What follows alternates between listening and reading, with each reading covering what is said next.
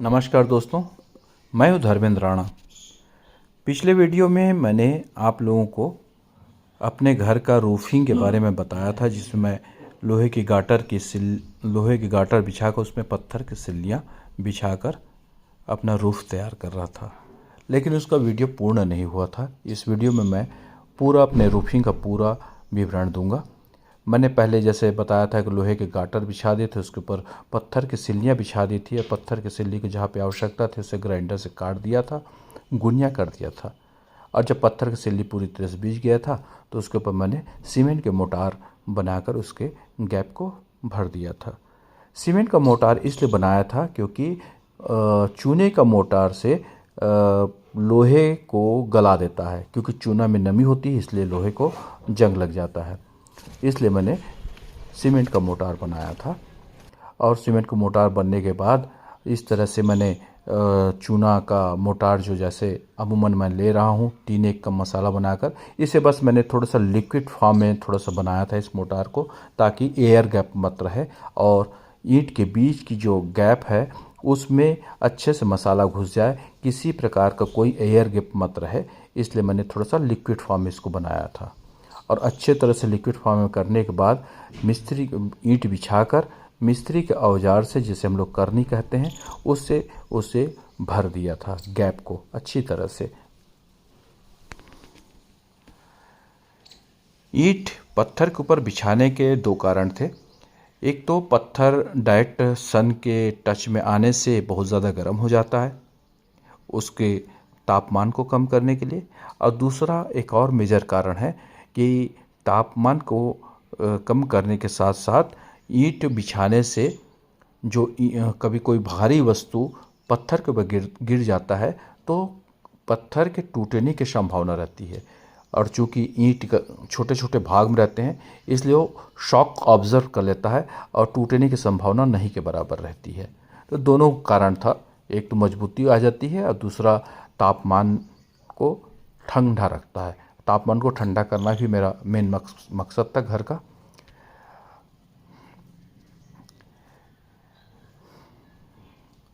इस तरह से पूरे ईंट का कार्य होने के पश्चात मैंने अभी जो कार्य अभी शेष, इसके बाद मेरा जो कार्य शेष रह जाएगा वह वाटर प्रूफिंग का। वाटर प्रूफिंग के लिए मैं 2 इंच का एक लेयर डालूंगा। अभी उस विषय में मैं इसलिए बात नहीं कर सकता क्योंकि वो भी उसका मेरा अनुभव नहीं है, प्रामाणिकता नहीं है, सिर्फ थ्योरिकल नॉलेज है, जानकारी है। हाँ, जितना कार्य मैंने किया है जिसमें मैं जिस प्रमाण है जिसके सही होने का, काम सही होने का, उसके बारे में मैं बता सकता हूँ। हालांकि मेरे इस रूप कार्य इतना करने के बाद भी हमारे क्षेत्र में काफ़ी वर्षा हुई और मेरे घर में, मेरे क्षेत्र से किसी भी प्रकार का कोई रिसाव, पानी का रिसाव नहीं हुआ। यह पूर्ण रूप से सक्सेसफुली बोला जा सकता है। लेकिन फिर भी अपने भविष्य की चिंता करते हुए 1-2 इंच का मैं वाटर प्रूफिंग का कार्य अवश्य करूँगा और आगे उसके बारे में मैं विवरण ज़रूर दूँगा। आप लोगों ने मेरे इस चैनल को इतना देखा, सराहा, प्यार दे, इसके लिए बहुत बहुत धन्यवाद है आप लोग का। आप इसी तरह से मेरे इस वीडियो को देखते रहें, इससे मेरा मनोबल बढ़ता है और मुझे जो भी अनुभव, जो भी जानकारी, जो भी मिल रहा है, आप जैसे भाइयों के सहयोग से मिल रहा है। बहुत लोगों ने मुझे सिखाया, बताया। एक हमारे मित्र हैं विवेक जी, उनका एक चैनल है प्रिय भारतम, आप उनका चैनल भी सब्सक्राइब कर लें अगर चूने के घर बनाना चाहते हैं। उनसे आपसे बहुत सारे जानकारी मिल सकती है। एक राजस्थान के हमारे आशीष पांडा जी हैं, इंजीनियर हैं।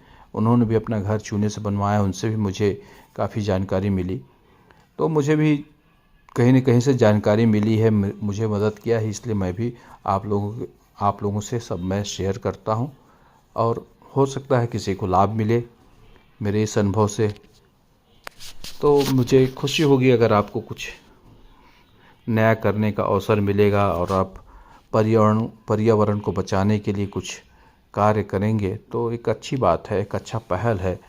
हमारे संस्कृति को बचाने के लिए कुछ तो नया कार्य होगा।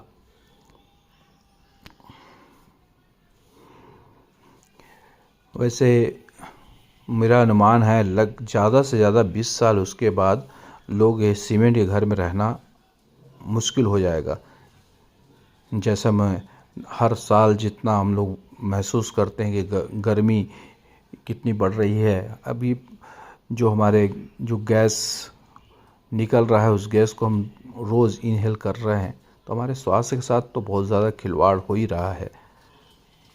और उसके जवाबदार हम स्वयं हैं कि कभी हम वृक्ष को काटते जा रहे हैं, वृक्ष कभी लगाते नहीं, पौधे कभी रोपण नहीं कर रहे हैं, सिर्फ जंगल को ख़त्म कर रहे हैं, नदी को ख़त्म कर रहे हैं, पहाड़ ख़त्म कर रहे हैं। और इसे ही दुर्भाग्यवश इसे ही हम लोग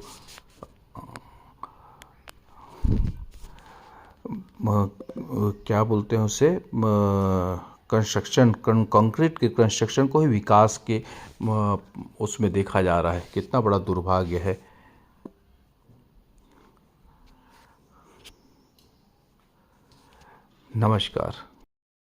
नमस्कार दोस्तों, मैं हूँ धर्मेंद्र राणा।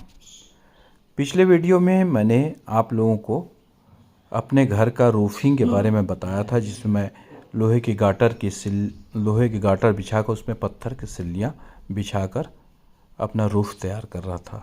लेकिन उसका वीडियो पूर्ण नहीं हुआ था। इस वीडियो में मैं पूरा अपने रूफिंग का पूरा विवरण दूंगा। मैंने पहले जैसे बताया था कि लोहे के गाटर बिछा दिए थे, उसके ऊपर पत्थर की सिल्लियाँ बिछा दी थी और पत्थर की सिल्ली की जहाँ पे आवश्यकता थी उसे ग्राइंडर से काट दिया था।